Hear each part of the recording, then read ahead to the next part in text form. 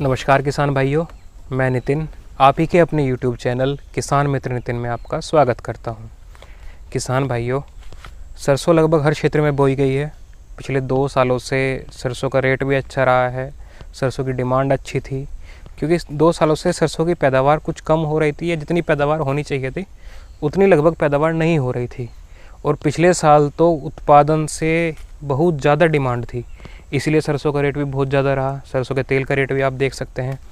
तो किसान भाइयों, इसी को देखते हुए हमारे किसान भाइयों ने इस बार सरसों की बम्पर बुआई की है। लगभग हर क्षेत्र में पिछले साल की तुलना में इस बार ज़्यादा सरसों बोई गई। किसान भाइयों, हमारे कुछ किसान भाइयों ने अब से 25 से 30 दिन पहले सरसों बुआई कर दी, कहीं कहीं तो 30 से 35 दिन भी हो गए हैं। मौसम के अनुसार बुआई का जो समय है हर क्षेत्र के अनुसार, मौसम के अनुसार थोड़ा ऊपर नीचे हो जाता है। और हमारे कुछ किसान भाई तो अभी तक सरसों की बुआई कर रहे हैं। किसान भाइयों, सरसों की जो बुआई को लगभग 20-25 दिन जब हो जाते हैं तो उसके अंदर अंदर हमको खरपतवार नियंत्रण की आवश्यकता पड़ती है। सरसों में हमको खरपतवार नियंत्रण करना होता है, खरपतवार प्रबंधन करना होता है। किसान भाइयों, सबसे पहले अगर हम बात करें कि खरपतवार होते क्या हैं और इसके नियंत्रण की आवश्यकता क्यों होती है। किसान भाइयों, वैसे तो आप काफ़ी सालों से खेती किसानी कर रहे हैं, आपको सब कुछ पता ही होगा, लेकिन हमारे कुछ जो युवा किसान हैं जिन्होंने अभी कुछ किसानी चालू की है उनको यह जानना ज़रूरी है कि खरपतवार होते क्या हैं। दूसरी बात यह है कि किसान भाइयों, हम आपको किसी भी टॉपिक पर बिल्कुल बेसिक से जानकारी देते हैं, तो इसलिए हमको ये पता होना चाहिए पहले तो कि खरपतवार क्या होते हैं। तो खरपतवार की सीधी सी एक परिभाषा है किसान भाइयों कि आपने जो फसल लगाई है या जो फसल बोई है उस फसल के अलावा आपके खेत में जो भी कोई दूसरी फसल उगती है, कोई भी पौधा उगता है, कोई वनस्पति उगती है, वह सब खरपतवार में आता है। अब अगर बात करें कि सरसों में कौन कौन से खरपतवार आते हैं, तो सरसों में किसान भाइयों बथुआ हो जाता है, सेंजी होती है, कृष्णनील होती है, हिरनखुरी हो जाती है, ये किसान भाइयों चटरी मटरी होती है वो हो जाती है। कई बार किसान भाइयों सरसों के खेत में जंगली गाजर वगैरह, प्याजी या खरतुआ आदि खरपतवार पैदा हो जाते हैं।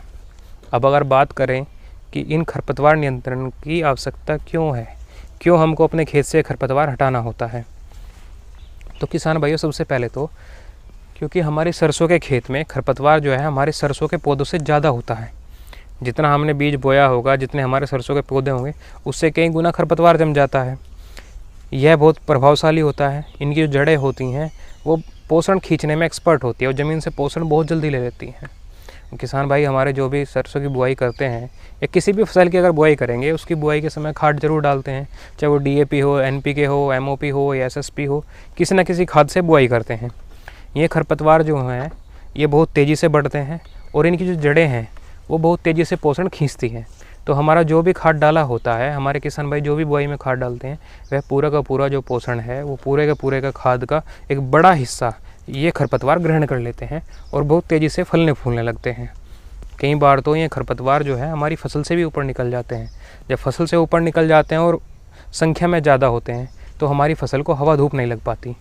अब एक तो फसल को पोषण पूरा नहीं मिला जिस वजह से हमारी फसल की बढ़वार जो है वो अच्छी नहीं हो पाती। दूसरा, जो फसल को हवा धूप लगनी थी, जिससे प्रकाश संश्लेषण क्रिया होनी थी, फसल का खाना बनना था, फसल की ग्रोथ होनी थी, वो भी नहीं हो पाती। इससे भी हमारी फसल कमज़ोर पड़ जाती है। तो किसान भाइयों, अगर हम खरपतवार नियंत्रण ना करें, अपनी फसल से खरपतवार को ना हटाएं, तो हमारा उत्पादन आधा तक भी रह सकता है, हमारा उत्पादन बुरी तरह प्रभावित होता है। तो इसलिए खरपतवार नियंत्रण की आवश्यकता होती है। वह कोई सी भी फसल हो, हम यहाँ मात्र सरसों की ही बात नहीं कर रहे, खरपतवार कोई सी भी फसल हो आपको उससे हटाना होता है।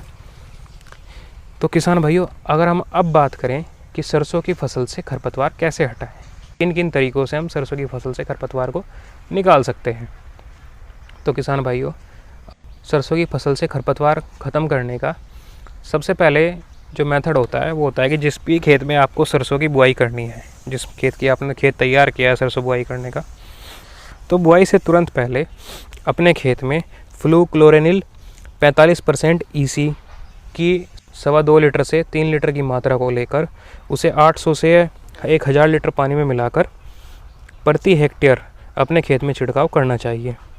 किसान भाइयों, इसका छिड़काव करने के लिए आपको फ्लैट फन नोजल का इस्तेमाल करना चाहिए।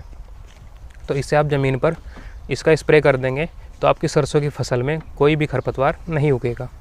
इसके अलावा अगर आपने सरसों की बुआई कर दी है और आप कोई स्प्रे नहीं कर पाए बुआई से पहले, तो बुआई से 2 से 3 दिन के अंदर अंदर जब आप बुआई कर दें उसके 2 से 3 दिन के अंदर अंदर आप पेंडिमेथलिन 30% EC की 3.25 लीटर से लेकर 3.5 लीटर तक की मात्रा को 800 से 1000 लीटर पानी में मिलाकर उसी फ्लैट फन नोजल से आप अपने खेत में स्प्रे कर सकते हैं।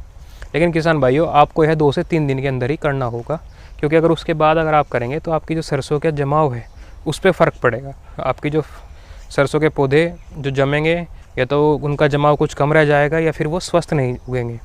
तो इसलिए किसान भाइयों, आपको ये 2 से 3 दिन के अंदर करना होगा। इसके बाद अगर किसान भाइयों आपने दोनों ही तरीके नहीं अपनाए और आपकी सरसों की फसल में सकरी पत्ती का खरपतवार उगाए हैं, तो इससे छुटकारा पाने के लिए आप क्लोडिनाफॉप प्रोपरगिल 15% WP का भी उपयोग कर सकते हैं।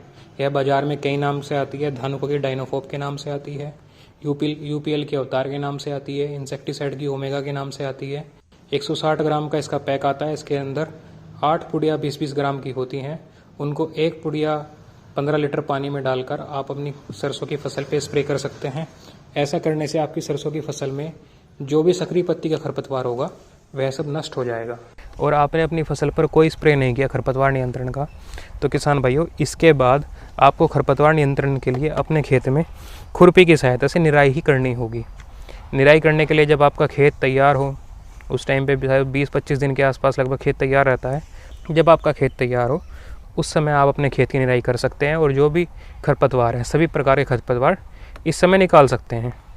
किसान भाइयों, वैसे अगर देखा जाए तो निराई द्वारा निकाला गया खरपतवार ही सबसे अच्छा होता है।